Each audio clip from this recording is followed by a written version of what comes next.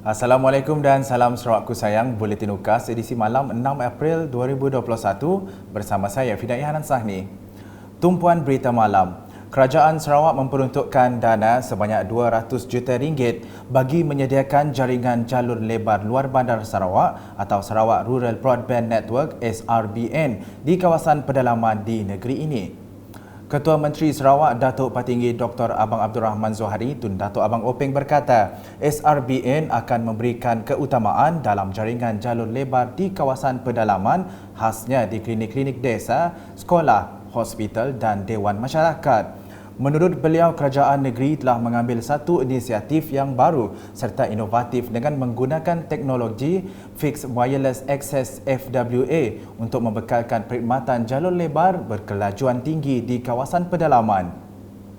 Saya telah memberi peruntukan kepada SDEC yang dilantik sebagai agensi kerajaan untuk melaksanakan program Sarawak Rural Broadband Network dan peruntukannya untuk 150 site, lebih kurang 200 juta, 200 million. Dan ini adalah satu program di mana tempat-tempat yang diwujudkan internet ini tidak sampai kepada the normal grid, the normal line lah. Jadi ini ada isolated line. Tapi apabila kita gunakan satellite, ia akan boost up nyampun connectivity. Beliau berkata demikian semasa sidang media selepas Majlis Pelancaran MySRBN di Long Terawan pada Selasa.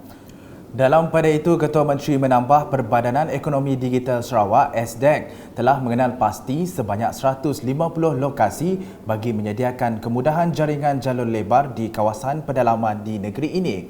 Malah katanya, setakat ini SDEC telah menyediakan kemudahan berkenaan di sebanyak 100 lokasi dan menjangkakan 50 lagi lokasi akan dilengkapkan dengan SRBN menjelang hujung tahun ini. Jadi apa yang kita laksanakan ialah kawasan-kawasan yang sudah ada elektrik di bawah SARES, kita letakkanlah device ini. Mengikut Tan Sri Musyidi, pengusi 100 dah dipasang. Tinggal 50 lagi. Because saya pun plan is by end of this year, semua connected. Okay? Terdahulu semasa berucap, Ketua Menteri memberitahu Kerajaan Sarawak telah mendahului negeri-negeri lain dalam mentransformasi ekonomi Sarawak ke arah kesaling hubungan digital. Katanya dengan merapatkan jurang digital bandar dan pedalaman, MySRBN akan memberi peluang baru bagi penduduk pedalaman berkembang maju sebagai komuniti yang didorong oleh data dan inovasi. Ini internet ini. Ini internet ini. Jadi dengan semata saja kita dapat berhubung dengan orang. Jadi apabila ini berlaku, tempat yang jauh menjadi dekat. Dan ini akan memberikan nikmat kepada kita. Saya semenjak jadi Ketua Menteri disuruh kita nganti Tok Nan, saya ada dasar. Dasar saya ialah nak menghubung orang bandar dengan luar bandar. Dan juga orang dapat connected. Tadi disebut saya connected. Itu orang boleh sama-sama disambung di antara satu sama lain. Turut hadir dalam majlis tersebut ialah Menteri Pelancongan, Kesenian dan Kebudayaan Sarawak, Datuk Abdul Karim Rahman Hamzah, Timbalan Speaker DUN Sarawak yang juga Adun Mulu Datuk Gerawat Gala, Menteri Muda Perancangan Bandar, Pentadbiran Tanah dan Alam Sekitar, Datuk Len Talif Saleh, Menteri Muda Hal Ehwal Korporat dan UKAS Abdullah Saidol, Ahli Parlimen Baram Anyi Ngau serta tetamu kehormat lain. Laporan selanjutnya mengenai perkembangan harian COVID-19 dengan Sarawak mencatatkan sebanyak 385 kes baharu hari ini untuk melonjakkan jumlah keseluruhan kes kepada 18,164. Timbalan Ketua Menteri merangkap pengerusi Jawatan Kuasa Pengurusan Bencana Negeri Sarawak JPBNS, Datuk Ahmad Douglas Uga Embas dalam sidang media pada Selasa memberitahu kes-kes tersebut dikesan di 18 daerah di Sarawak. Katanya Sri Aman mencatatkan kes tertinggi yang dikesan dari penjara Sri Aman iaitu dari kluster tembok Sri Aman.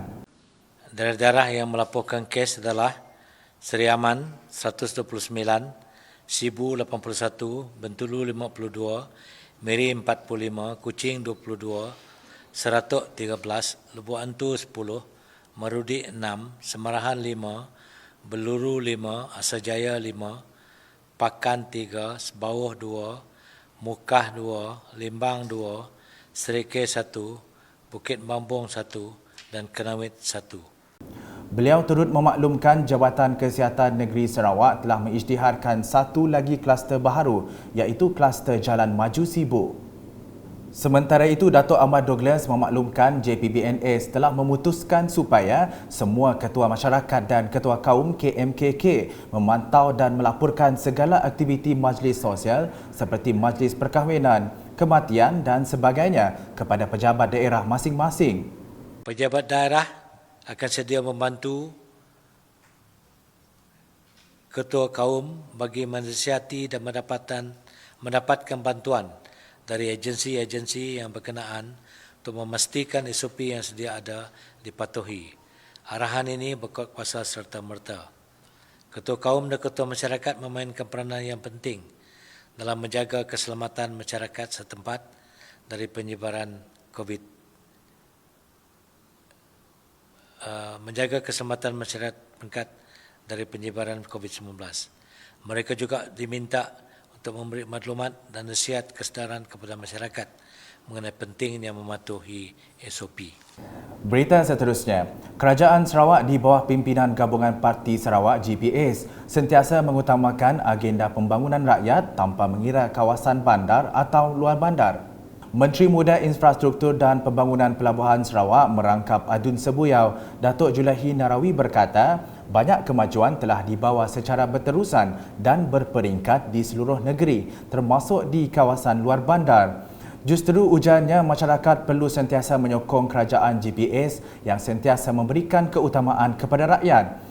Bercakap dalam Majlis Pelancaran Gabungan Parti Sarawak GPS peringkat ranting Kampung Sampat Sebangan pada Isnin, Naib yang di-Pertua Parti Pesaka Bumiputra Bersatu PBB Sarawak itu memberitahu GPS telah banyak membawa agenda pembangunan secara berterusan di negeri ini termasuk di kawasan Sebuyau. Sementara itu, bercakap semasa mesyuarat pemantauan penyelarasan dan pelaksanaan projek RTP tahun 2021 di Bintangun pada Isnin, Adun Daro Safi'i Ahmad berkata peranan agensi pelaksana projek transformasi luar bandar RTP di Dun Daro penting dalam memastikan setiap projek mencapai objektifnya. Justru beliau amat menghargai komitmen dan tanggungjawab yang dipikul agensi tersebut khususnya dalam menyiapkan projek mengikut tarikh yang telah ditetapkan. Pada majlis tersebut, Safi'i turut menyampaikan sumbangan geran projek kecil luar bandar MRP berjumlah RM47,000 kepada Jawatan Kuasa Kemajuan dan Keselamatan Kampung JKKK, Dun Daro dan kelab di daerah Meradong seperti tertera.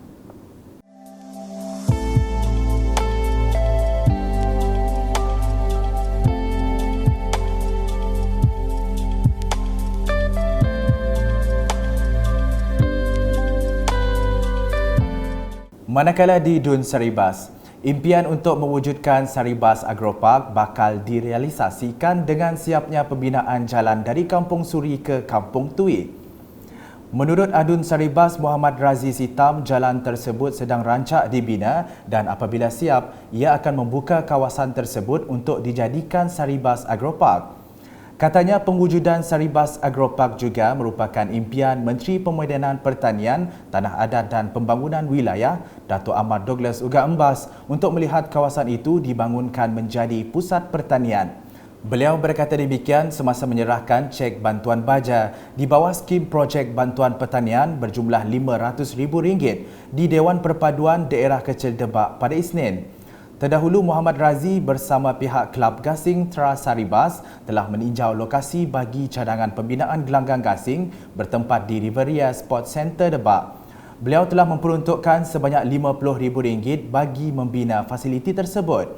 Manakala pada sebelah petang, Muhammad Razi sempat meluangkan masa melawat dan menyampaikan sumbangan kepada 10 kanak-kanak orang kelainan upaya dan 4 warga emas di Rumah Panjang Date. Sekian edisi malam bersama saya, Fidayah Hanan Sahni dan kru penerbitan. Berita lebih lanjut boleh didapati di semua platform media sosial UKAS termasuk portal ukas.sarawak.gov.my dan pastikan anda subscribe UKAS channel di YouTube. Salam UKAS.